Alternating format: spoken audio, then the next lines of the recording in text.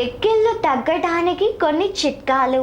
పిప్పళ్ళ పొడిలో కొద్దిగా పటిక బెల్లంను కలిపి నష్యంలాగా పీలుస్తూ ఉన్నట్లయితే ఎక్కిళ్ళు ఆగిపోతాయి.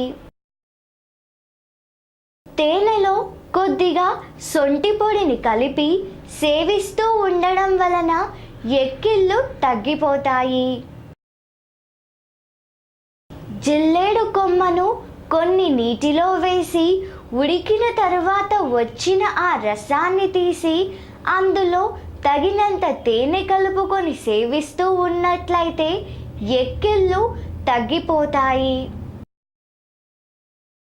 ఒకే మోతాదులో ఉన్న బెల్లము, సొంటి పొడులను తీసుకొని నష్యంలాగా సేవిస్తున్నట్లయితే ఎక్కిళ్ళు ఆగిపోతాయి.